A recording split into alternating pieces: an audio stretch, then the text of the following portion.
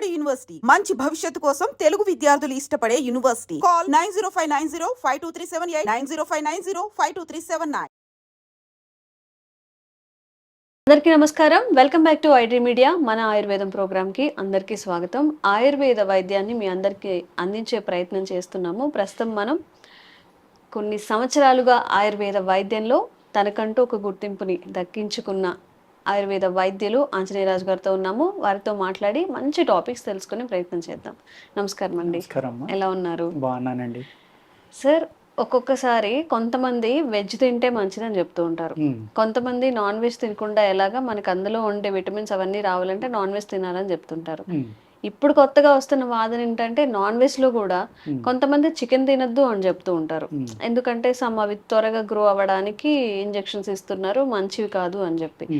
Mutton తినొద్దని కొంతమంది చెప్తున్నారు. ఇప్పుడు షుగర్ పేషెంట్స్ వీళ్ళు ఎవరైతే ఉన్నారో అందులో కొలెస్ట్రాల్ ఉంటుంది కాబట్టి తినొద్దని చెప్పి. ఫిష్ కూడా తినొద్దని చెప్తున్నారు. పండించేటప్పుడు ప్రకృతి పరంగా కాకుండా కొంచెం ఏదో సంథింగ్ ఏదో చేస్తున్నారు ఫిష్ ని చేపల పెంపకంలో. అసలు మరి ఏం తినాలి? మనం నాన్ వెజ్ తినాలి అంటారా, మానేయాలి అంటారా? అంటే వెజ్లోని మంచి ఫుడ్ ఉందమ్మా, నాన్ వెజ్లోనే ఉంది. నాన్ వెజ్ తింటేనే ప్రోటీన్ వస్తుంది అనేది కరెక్ట్ కాదండి. వెజ్లో కూడా మీకు పల్లీలు ఉన్నాయి, నువ్వులు ఉన్నాయి, మినువులు ఉన్నాయి, అలాగే రకరకాలమ్మా ఎన్నో రకాలు ఉన్నాయి. అందులో కూడా అద్భుతమైన ఫుడ్స్. కోడి రామూర్తి గారు అని విజయనగరం అమ్మ, ఆయన గొప్ప రెజ్యులర్, చాలా గొప్ప రెజ్యులర్. ఎంత అద్భుతం అంటే ఆయన టన్ను బరువు ఎత్తివాడు అని అంటారు. టన్ను బరువు ఎత్తేవాళ్ళ? ఆయన వెజిటేరియన్.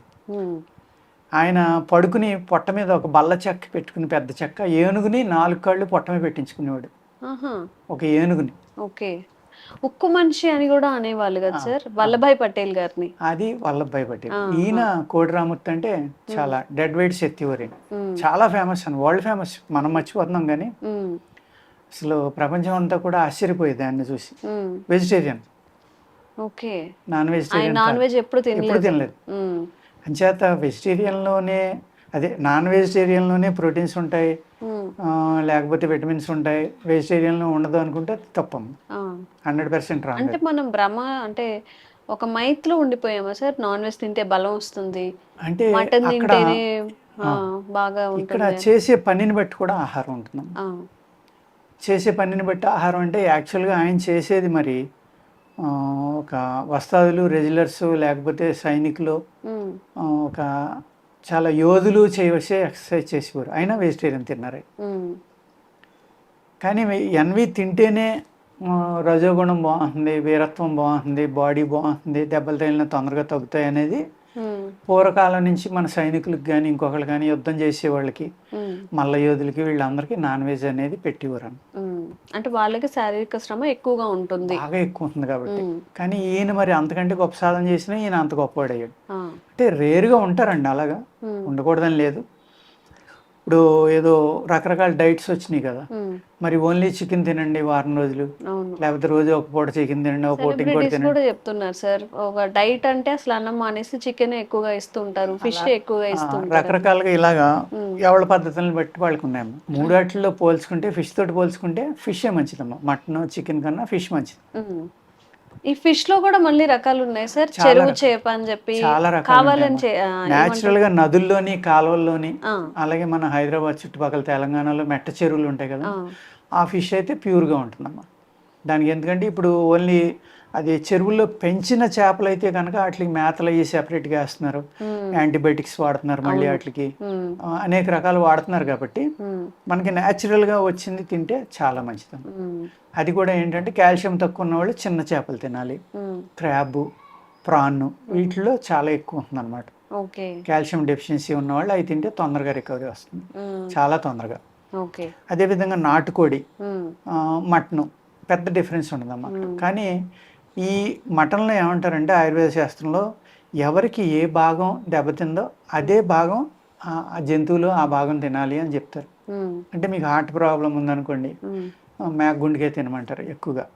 కానీ ఆయుర్వేద శాస్త్రంలో చెప్పింది ఏంటంటే మసాలాలు అన్నీ ఏమైనా వేసుకొచ్చామా, కానీ నెయ్యితోటే వండుకోవాలి. నెయ్యితో వండుకోవాలి. నాన్ వెజ్ కూడా నెయ్యితో వండుకోవాలి. నెయ్యితోటి వండుకుంటేనే దాని యొక్క ప్రోటీన్ కానీ ఇంకోటి కానీ ఆ ఫలితం కానీ అద్భుతంగా పనిచేస్తుంది. ఆవు నెయ్యి ఈవెన్ ప్రాన్ కానీ ఎగ్ కానీ ఫిష్ కానీ క్రాబ్ కానీ నాన్ వెజ్ ఏదైనా సరే మీరు నెయ్యితోటి వండుకున్నప్పుడే దాని యొక్క ఫలితం మీరు 100% మనకి పొందగలరు. అందుతాయి.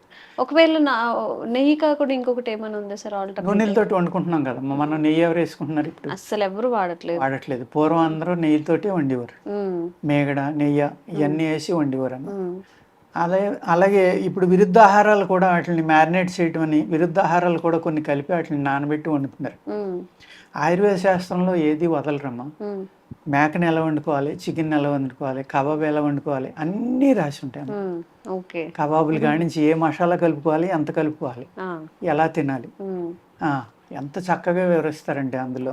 ఈ బుక్స్ మనకి బయట దొరుకుతాయి సార్? ఎవరైనా ఇంట్రెస్ట్ దొరుకుతాయమ్మా. వస్తుగుణ దీపిక అని అందులో ఉంది. ఏంటి సార్? వస్తుగుణ దీపిక, వస్తుగుణ ప్రకాశిక, ఇలాగ చాలా రకాలు ఉంటాయండి. వాటిలో అసలు ఏ ఆహారం ఎవరు తినాలి, ఏ విధంగా తినాలి, ఇవన్నీ కూడా అందులో చక్కగా వివరించి ఉంటాయి. ఈవెన్ ఫుడ్ కూడా ఎలా చేసుకోవాలి ఏంటనేది. అలాగే ఇప్పుడు 6 నెలల కోడిలో ఒక శక్తి ఉంటుందని, బాగా మంచిదని, అది యవనంలో ఉంటుంది కాబట్టి తిన్న వాళ్ళకి కూడా బాగా శక్తి వస్తుందని. అదే ముదిరిపోయిన కోడి ఒక 3-4 ఏళ్ళు 10 ఏళ్ళు 5 ఏళ్ళు దాటింది అయితే తొందరగా అరగదని, అది తినడం వల్ల కొన్ని అజీర్ణం సంబంధించిన జబ్బులు వస్తాయని ఇలాగ ఉంటుందమ్మా. మేకలు కూడా అంతే. మేక కానీ గొర్రె కానీ, అందులో గొర్రె పొట్టేలు మంచిదని కొందరు అంటారు, మేక మాంసం కొందరు అంటారు, మేక పోతు మాంసం అన్నమాట. అలాగా మేక మాంసంతో కూడా అనేక రకాలైన మందులు కూడా చేసేవారమ్మ పూర్వం. అంటే గాల్ బ్లాడర్, ఫిష్ యొక్క గాల్ బ్లాడర్ కానీ, మేక యొక్క గాల్ బ్లాడర్, కోడి గాల్ బ్లాడర్ అంటే మనం ఏమంటామంటే దాన్ని పైచరసం ఊరించే తిత్తులు కదా అవి. చాలా విపరీతమైన హీట్ ఉంటుంది అనమాట అందులో. వాటిని ఎండబెట్టి చేపలే కూడా ఇప్పటికీ వాడతారమ్మ. చాలా కాస్ట్లీ అయ్యి. చేపది కూడా గాల్ బ్లాడర్ ఎండబెట్టి ఎక్స్పోర్ట్ చేస్తారు. షార్క్ చేపది ట్విన్స్ అని ఉంటాయి. షార్క్ ఫిన్స్ అంటే అదే పైన అది ఈదటానికి ఉపయోగపడి ఉంటాయి కదమ్మా, పక్కనే రకరకాలుగా. అవి కేజీ 5,000 10,000 కూడా ఉంటాయి అమ్మాయి. అంత కాస్ట్లీ. వాటి నుంచి ఏదో ఆయిల్ మెడిసిన్స్ ఏదో చేస్తారంట. చాలా కాస్ట్ ఉంటుంది. అలాగా దేని గుణం దానికి ఉంటుంది. ఒక్కొక్క దాని గుణం ఒక్కొక్క దానికి పనిచేస్తుంది అనమాట.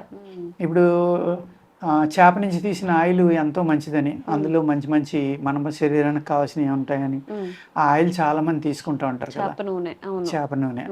అదేవిధంగా మనం వెజిటేరియన్ వాడుకోవచ్చు అండి, నాన్ వెజ్ వాడుకోవచ్చు. వెజిటేరియన్లో కూడా హై ప్రోటీన్ ఉండే శనగలు, పల్లీలు అంటే వేరుశనగ గుళ్ళు, ఇలాగా అనేక రకాలు ఉన్నాయమ్మా. మినువులు, నువ్వులు, బెల్లం కలిపినవి, అనేక రకాల ఫ్రూట్స్, దుంపలు. ఈ దుంపలు ఇప్పుడంటే మనం వంకాయలు బీరకాయలు ఇవన్నీ వండుకుంటున్నాము. పూర్వం నేచర్లో ఏ దొరికితే ఇవి వండుకునేవారు. ఇప్పుడు మనం గుమ్మడికాయ వండుకుంటాం, వాళ్ళు గుమ్మడి చిగుళ్ళు గుమ్మడి పువ్వులు వండేవారు లాస్ట్లో గుమ్మడికాయకి.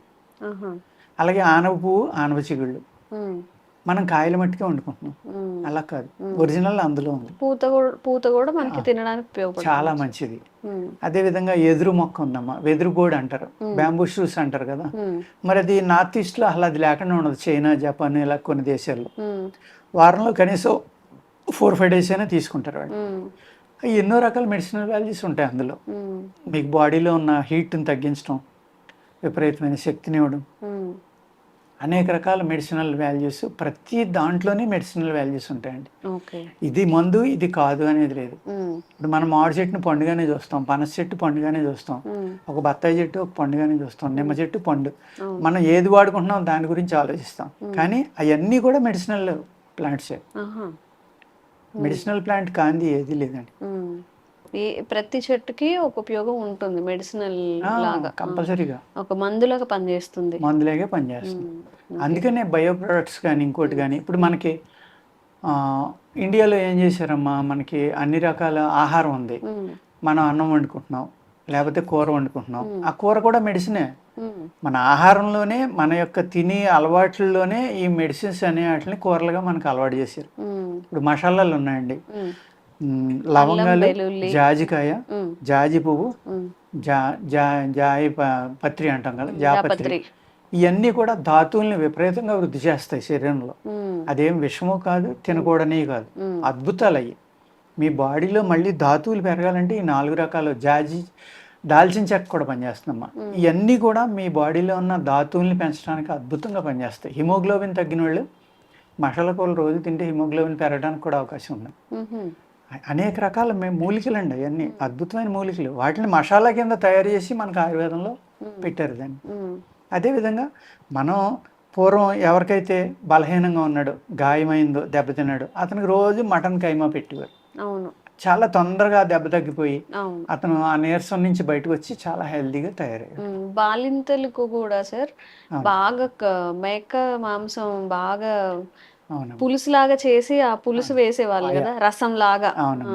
అదేంటి సార్ నిజంగా దాని వల్ల అంటే బోన్ నుంచి మన బోన్స్ గట్టిపడాలి కదమ్మా. బోన్స్ గట్టిపడాలి అంటే దాని బోన్లో ఉన్న అయితే పార్టికల్స్ అంటే మీరు సెల్స్ ఉన్నాయో, ధాతువులు, మినరల్స్ అన్నమాట, మెటల్స్ అంటాం వాటిని. అవి ఏం చేసేవారంటే ఒక 1/2 kg బోన్స్ వేస్తే 7-8 లీటర్ల నీళ్లు పోసామో మసాలాలు వేసి చిన్న మంట మీద ఒక 4-5 గంటల మంట పెట్టేవారు. అప్పుడు ఏమవుతుంది, ఆ బోన్స్లో ఉన్న ఈ సెల్స్ అన్నీ కూడా బయటకు వస్తాయి అంతసేపు వండటం వల్ల. అది మీరు తీసుకుంటే ఇమీడియట్గా మీ బాడీలో మిక్స్ అయ్యి మీకు శక్తిని ఇస్తాయి. అందుకు పాయ అనేది బోన్ పాయ తాగమని, మటన్ పాయ తాగమని, కైమా తినమని. కైమా ఎందుకు పెట్టేవారు అంటే చిన్న పీసుల కింద దాన్ని కొట్టేయడం వల్ల డైజెషన్ తొందరగా అయ్యి మనిషికి తొందరగా పట్టేస్తుంది. అలాగా ఇప్పుడు సోప్ కలిపారు అనుకోండి, మా సోప్ మంచి క్యారియర్. మీరు అలా పొట్టలోకి వెళ్ళిన వెంటనే బాడీ అంతా స్ప్రెడ్ అయిపోతుంది విత్ ఇన్ మినిట్స్లో. ఆ సోపు కషాయంతో ఏది తీసుకున్నా కూడా. అందుకేం చేస్తారు, మనకి హోటల్స్ బాగా హెవీ ఫుడ్ తిన్నాక సోంపు అక్కడ పెడతారు. అందుకోసం ఆ సోంపు నవిలి మనం తింటాం కదా, తిన్నప్పుడు ఏమవుతుంది, మనం తిన్న ఆహారం ఏమంటే బాడీ అంతా స్ప్రెడ్ అయ్యి అజీర్ణం అనేది తగ్గించడానికి ఆ సోంపు అనే దాన్ని కూడా మనకి ఫుడ్గా అక్కడ హోటల్స్లో పెడతారు. ప్రతిదాన్ని వెనకాల మన హ్యాబిట్ అమ్మా. మనకి ఒక శాస్త్ర ప్రకారం అవనివ్వండి, ట్రెడిషనల్ ప్రకారం అవనివ్వండి, ఆ ఒక అలవాటు ఏదైతే ఉందో, ఏమీ లేదమ్మా, ఒక అరిటాకులో భోజనం చేస్తున్నామా. అరిటాకు అనేది ఎంత పవిత్రంగా చూస్తారు దాన్ని. ఎందుకు, అది భూమిలోంచి ఆ మొక్కలో పుట్టి ఆ స్టెమ్ అమ్మట బయటకు వచ్చి ఒక శిశువు ఎలా అయితే జన్మిస్తుందో అలా పూర్తిగా తయారై బయటకు వస్తుంది. అక్కడ ఎటువంటి పొల్యూషన్ లేదు అందులో. ప్లస్ అరిటాకులో కిడ్నీ స్టోన్స్ని కానీ, కాల్షియంని కానీ ఎన్నటిని తగ్గించే గుణం ఉందండి. అజీర్ణాన్ని తగ్గించే గుణం, ఏత్తిన అరిగిపోయే గుణం. అందుకు లేత ఆకులులో భోజనం చేయమనేవారు. బాగా ముదిరిపోయిన ఆకు కాదు. ముదిరిపోయిన ఆకు లక్షణం డిఫరెంట్ అమ్మా, మళ్ళీ లేత ఆకు డిఫరెంట్. అప్పుడు ఏం చేస్తాం, మనం కలుపుకునేటప్పుడు ఈ గోల్డ్లోకి ఆ పై పొర వచ్చి మనం తినేటప్పుడు ఆహారంతో లోపలికి వెళ్తాం. లోపలికి వెళ్ళడం వల్ల ఏమవుతుంది, మీకు ఇండైజెషన్ ఉంది. ప్లస్ మీ బాడీలో ఎక్కడైనా గడ్డగట్టిన పదార్థాలు ఉంటే కరిగిస్తుంది. అలాగే ఒక్కొక్క ఆకుకి ఒక్కొక్క లక్షణం ఉందండి. ఒక్కొక్క విస్తరికి ఒక్కొక్క లక్షణం ఉంది. అరిటాకు విస్తరికి ఇది, మోదుగాకు ఇది, రావాకు ఇది, నేరేడాకు ఇది, ఇలాగనమాట. ఇప్పుడు అసలు విస్తర్లు మానేశారు, అరిటాకులు మానేశారు, మొత్తం ప్లాస్టిక్ మయం అయిపోయింది. ప్లాస్టిక్ మయమునమ్మా, థర్మాకోల్ లేకపోతే ఎంత భయంకరమైన పొల్యూషన్ అంటే అది. ఇప్పుడు మీరు ఎలా అయితే చెప్పారు, మనం తినేటప్పుడు ఇలానే ఇప్పుడు ఆ అరిటాకు గుజ్జులుగా, అదే గుజ్జుగా గానీ మనం సపోజ్ మోదుగాకు ఉందమ్మా, ఒక వేడి అన్నం వేసాం, వేడి కూర వేసాం, వెంటనే ఏమవుతుంది, ఆ ఆకులో ఉన్న వాల్యూస్ అన్ని కూడా దీంట్లో అన్నంలోకి వచ్చేస్తాయి ఆవిరిలో. అది మీరు తిన్నారనుకోండి, ఒక మందు లేక అది ఉపయోగపడదు. ఇప్పుడు మనం తినేది మందు లేక ఉపయోగపడదు కదా, విషం లేక ఉపయోగపడదు. ఎంత మనం దేన్ని కోల్పోయాం అనేది జస్ట్ ఇక్కడ ఒక్కసారి చూస్తే సరిపోతుంది.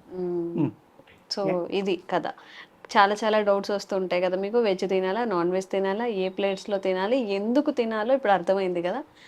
మీరు పెళ్ళిళ్ళు కానీ, ఫంక్షన్స్లు కానీ, ఎందుకు రిస్క్, ప్లాస్టిక్ ప్లేట్స్ పెడితే తినేసి అవతలు పడేస్తారు, ఈజీగా తీసేయొచ్చు అని అనుకోకుండా మనం మన అతిథికి భోజనం పెట్టేది కూడా కొంచెం మెడిసినల్ వాల్యూస్ ఉన్నది పెడితే ఇంకా బెనిఫిట్గా ఉంటుంది. అసలు అదే మన సాంప్రదాయం, మనమే కొంచెం డివియేట్ అయిపోయి ఈజీగా ఉంటుంది కదా అని చెప్పి మార్చుకుంటున్నాము. తినేసి పక్కన పడేస్తే అయిపోతుంది కదా సార్, అది మూట అది కూడా పడేసేదే కదమ్మా. ప్లస్ అది మళ్ళీ జంతువులు తింటాయి, ఇది అలా వేస్టేజ్. మళ్ళీ జంతువులు తింటే వాటికి అనేక రకాల జబ్బులు వచ్చి అవి పిల్లల్ని పెట్టట్లా, అవి గొడ్డి అయిపోతున్నాయి. సో ఈ వీడియోతో అందరికీ క్లారిటీ వచ్చే ఉంటుంది, ఏం తినాలి, ఏం తినకూడదు, ఎందుకు తినాలి అని చెప్పేసి. ఇలాంటి వీడియోస్ బోలెడన్ని ఇంకా మీ ముందుకు తెచ్చే ప్రయత్నం చేస్తాము. Watch I dream. Thank you. నమస్తే. One life lesson what medicine has taught you. Whatever you can do without expecting. But I really believe మన పాజిటివ్ యాటిట్యూడ్ ఉంటేనే మనం ఏదైనా సాధించగలం. గట్ ని మనం కరెక్ట్ గా డీల్ చేసినట్లయితే అది మనకి పాజిటివ్ హార్మోన్స్ ని రిలీజ్ చేస్తుంది. షుగర్ వచ్చిన వాళ్ళ పరిస్థితి ఏంటి? పొట్ట దగ్గర పెరిగితే దాన్ని ఆండ్రాయిడ్ అంటారు, ఆండ్రాయిడ్ ఫోన్ కదా. అసలు థాట్స్ ఎందుకు వస్తాయి? బ్రెయిన్ డెడ్ అంటే దానికి ప్రపంచం అంతా కూడా కొన్ని నిర్దిష్టమైనటువంటి లక్షణాలు ఉంటాయి. మానసికంగా ధైర్యంగా ఉంటే క్యాన్సర్ జయించవచ్చు. You are a doctor for a cause sir, అంతే. వాళ్ళకి వచ్చిన ఆదాయం కాకుండా ఫ్రీ సర్వీస్ ఎంతమందికో చేస్తుంది.